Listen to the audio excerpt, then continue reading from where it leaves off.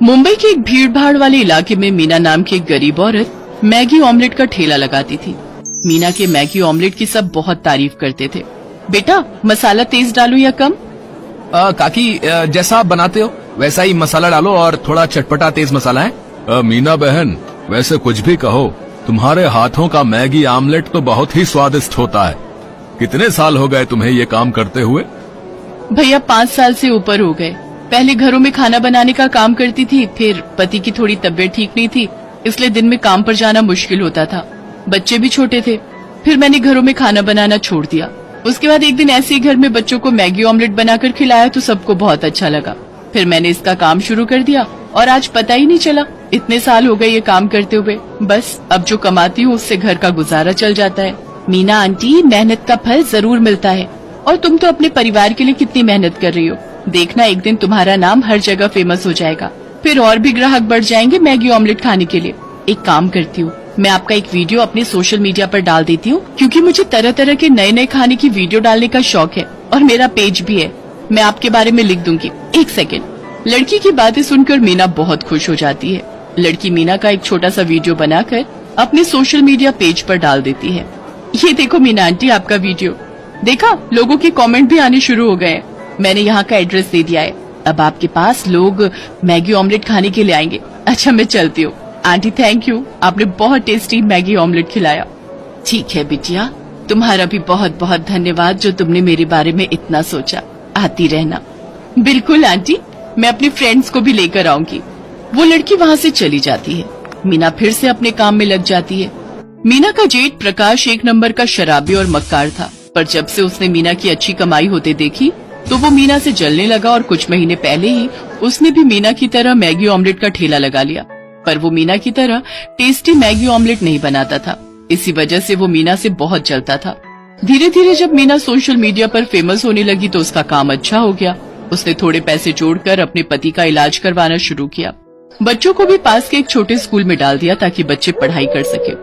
बेटे को मीना ने 5वीं कक्षा में और बेटी को 6ठी कक्षा में डाल दिया। एक शाम जब मीना अपने ठेले पर मैगी ऑमलेट बनाने की तैयारी कर रही थी, ग्राहक भी वहीं खड़े थे, तो 2 सूट बूट पहने आदमी उसके पास आए। क्या तुम्हारा ही नाम मीना है और ये ठेला तुम चलाती हो? जी, मेरा ही नाम मीना है, मैं ही ये ठेला चलाती हूँ, पर आप कौन है? देखिए, हम लोग फूड इंस्पेक्टर हैं, आपके ठेले के निरीक्षण के लिए आए हैं। हमें खबर मिली थी कि आप अनहाइजीनिक खाना बेचते हो, जो कि लोगों के स्वास्थ्य के लिए हानिकारक है। हमें कहा गया कि तुम अपने ठेले पर साफ सफाई का ध्यान नहीं रखती हो, इसलिए हमें तुम्हारे ठेले पर बनने वाली चीजों की जांच करनी है। आपको मेरे बारे में किसी ने गलत जानकारी दी है।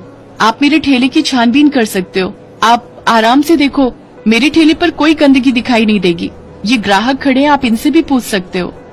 हमें किसी से भी पूछने की जरूरत नहीं है, हमें जो ऑर्डर मिला है हम उसी पर ही काम कर रहे हैं। हटो, हमें चेक करने दो। ये देखो, ये क्या है? पुराने अंडे, पुरानी मैगी, सब कुछ बेकार है। हटाओ यहाँ से ये ठेला।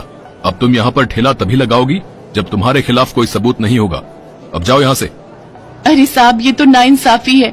आप मेरा सामान खराब कैसे कर सकते हो? ये गलत बात है। ग्राहक भी ये सब देखकर घबरा गए, लेकिन किसी में भी हिम्मत नहीं हुई कि वो मीना की मदद कर सके। मीना का पूरा ठेला तोड़कर वो दोनों फूड इंस्पेक्टर वहाँ से चले गए। मीना ठेला नहीं लगा पा रही थी। 1-2 दिन तक वो वहाँ बैठी रही कि शायद कोई आएगा। जब मीना का ठेला बंद हुआ तो ग्राहकों की भीड़ प्रकाश के ठेले पर आने लगी। अच्छा मजा चखाया इस मीना को।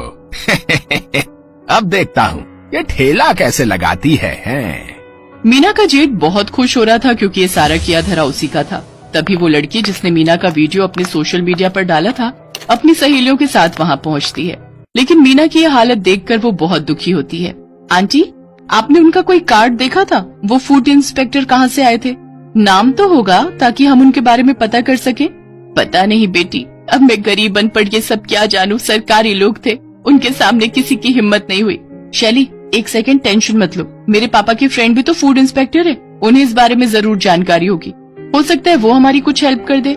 ठीक है सरिता, तुम एक बार अपने पापा को कॉल करो, इन बेचारी आंटी की हेल्प हो जाएगी। सरिता नाम की वो लड़की अपने पापा को कॉल करती है, पर सच्चाई कुछ और ही थी। शैली, मीना आंटी के साथ धोखा हुआ है। ऐसे कोई भी फूड इंस्पेक्टर नहीं है जिन्होंने इनके ठेले को हटाया हो। जरूर ये किसी की चाल है, जो इन बेचारी आंटी के साथ किसी ने धोखा किया है। क्या वो फूड इंस्पेक्टर नहीं थे तो फिर कौन थे? आंटी, सरिता के पापा बात कर रहे हैं, पता चल जाएगा। पर आपको किसी पर शक है कि आपके साथ कोई ऐसा धोखा कर सकता है? मुझे सब समझ आ गया है बेटी। वो सामने ठेला देख रही हो, वो मेरे जेठ प्रकाश का ठेला है। वो मुझसे नफरत करते हैं।